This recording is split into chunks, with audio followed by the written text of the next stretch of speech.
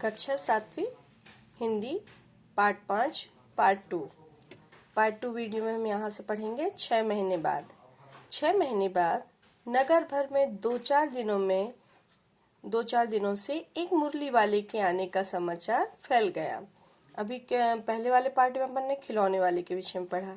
अब इसमें 6 महीने बाद किसका स्वर गूंजा? मुरली वाले का। लोग कहने लगे, भाई वाह, मुरली बजाने में वह एक ही उस्ताद है। मुरली बजाकर गाना सुनाकर वह मुरली बेचता भी है, सो भी 2-2 पैसे में। मतलब इससे इतनी सस्ती बेचता है कि वो भी 2-2 पैसे में, और मुरली बजाता भी है और बेचता भी है। इसमें उसे क्या मिलता होगा? मेहनत भी तो ना आती होगी। मतलब इतनी सस्ती बेचता है कि इतने में क्या होता होगा? इतने में तो उसकी मेहनत भी नहीं निकलती होगी। एक व्यक्ति ने पूछ लिया, कैसा है वह मुरली वाला? मैंने तो उसे नहीं देखा। उत्तर मिला, उम्र तो उसकी अभी, क्या लिखा है इसमें?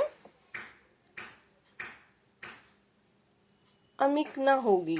अमिक मतलब अधिक ना होगी। उम्र तो अभी अधिक ना होगी। तो फिर इसमें वर्णन किया गया है कि वो ज्यादा उम्र वाला तो नहीं है। फिर लिखा है, देखो,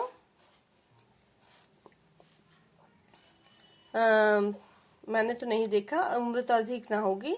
यह 30-32 का होगा। दुबला पतला गोरा युवक है।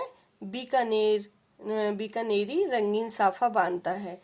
देखो चित्र में बना हुआ है ये बीकानेरी रंगीन साफा मतलब पगड़ी बांधता है। वही तो नहीं जो पहले खिलौने बेचा करता था? क्या वह पहले खिलौने भी बेचा करता था? मतलब आपस में दो व्यक्ति बात कर रहे हैं कि वो कैसा दिखता है, कितनी उम्र होगी उसकी, कौन है वो। तो बताया कि ऐसा दिखता है और इतनी उम्र होगी उसकी। तो कहते कहीं वो ये वही तो नहीं है जो पहले खिलौने बेचा करता था। फिर है, देखो यहाँ पर,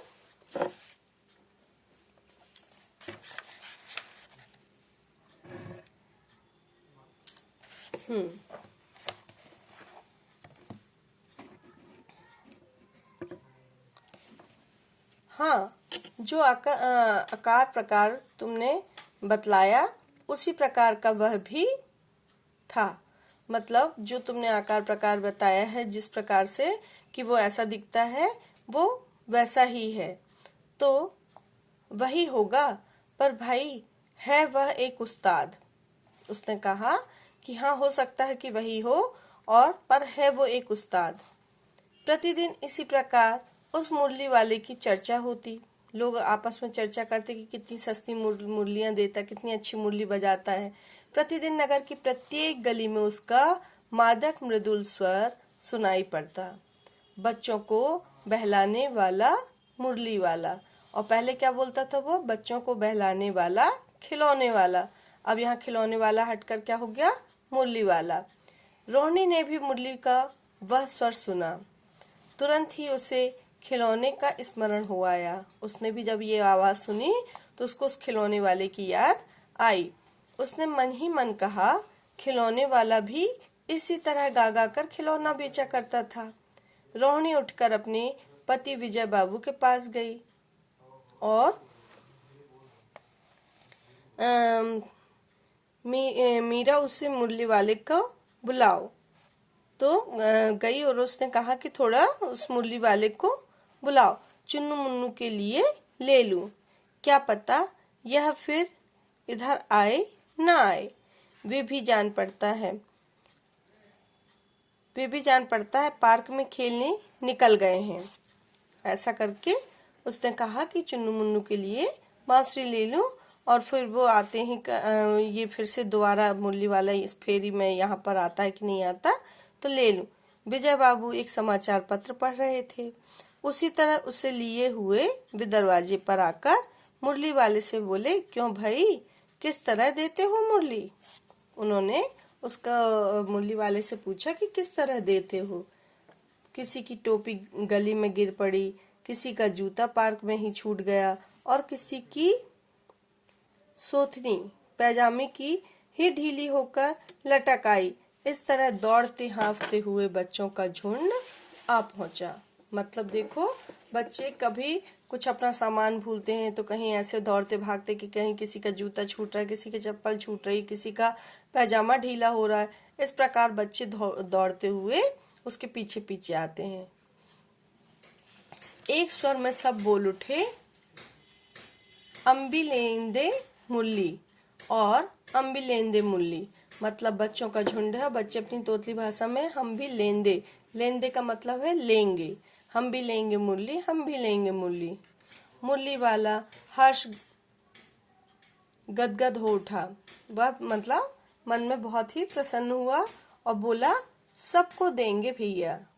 मतलब ये जो मुरली वाले भैया हैं वो सबको, आप लोग सबको मुरली देंगे, लेकिन जरा रुको, ठहरो, एक एक एक एक को देने दो। मतलब एक साथ सभी बच्चों को नहीं दे सकता हूँ, एक एक करके मैं अभी देता हूँ। अभी इतनी जल्दी हम कहीं लौटे थोड़ी जाएंगे, बेचने तो आए ही हैं, और हम भी इस समय, मेरे पास एक दो नहीं पूरी 57, मतलब उसने कहा कि मैं एक दो मुरली बेचने थोड़ी आया हूँ, पूरी 57 मुरलियां हैं और बेचने ही तो आया हूँ, एक एक करके मैं सबको दूंगा। हाँ बाबूजी, क्या पूछा था आपने, कितने में दी? 2 पैसे में।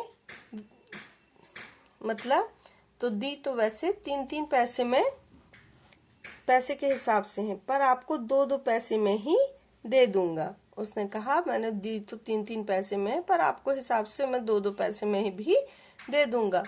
विजय बाबू भीतर बाहर दोनों रूपों में मुस्कुरा दिए।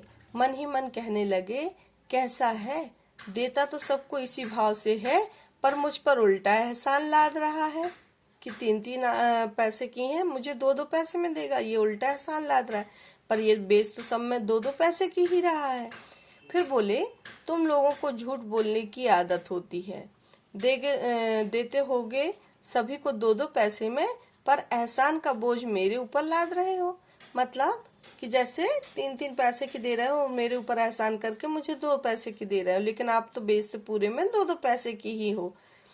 मुरली वाला एकदम अप्रतिम हो उठा, बोला, आपको क्या पता बाबूजी कि देखो, उसने कहा कि जो मुरलियां हैं वो आप 2-2 पैसे में ही बेचते हो। तो वो करके उसने अप्रतिभ, मतलब जो सुना कि एहसान लाद रहे हो, तो वो अप्रतिभ हो उठा। अप्रतिभ का मीनिंग क्या होता है? बेचैन हो उठना। अप्रतिभ मतलब क्या है? उदास हो जाना। अप्रतिभ का मीनिंग क्या होता है? उदास हो जाना। तो मुरली वाला अप्रतिभ हो उठा, बोला, आपको क्या पता बाबूजी कि इसकी असली लागत क्या है?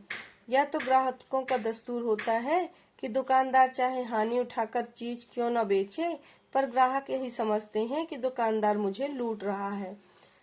आप भला काहे को विश्वास करेंगे, लेकिन सच पूछे तो बाबूजी, असली दाम 2 ही पैसा है। आप कहीं से 2 पैसे में ये मुरली नहीं पा सकते। मैंने तो पूरी 1000 बनवाई थी, तब मुझे इस भाव पड़ी है। मतलब मैंने ज्यादा मात्रा में ली थी, इसलिए ये मुझे 2-2 रुपए की पड़ी हुई है, लेकिन ये तो इससे भी महंगी है, इसकी तो लागत भी इतनी नहीं निकलेगी जितने में मैं बेच रहा हूँ। विजय बाबू बोले, अच्छा, मुझे ज्यादा वक्त नहीं, जल्दी से 2 ठो निकाल दो। तो ये अपना पार्ट 2 वीडियो यहाँ पर हुआ कि उसने, विजय बाबू ने उससे 2 मुरलियां ले ली। इसके आगे का पार्ट हम पार्ट 3 वीडियो में समझेंगे। धन्यवाद।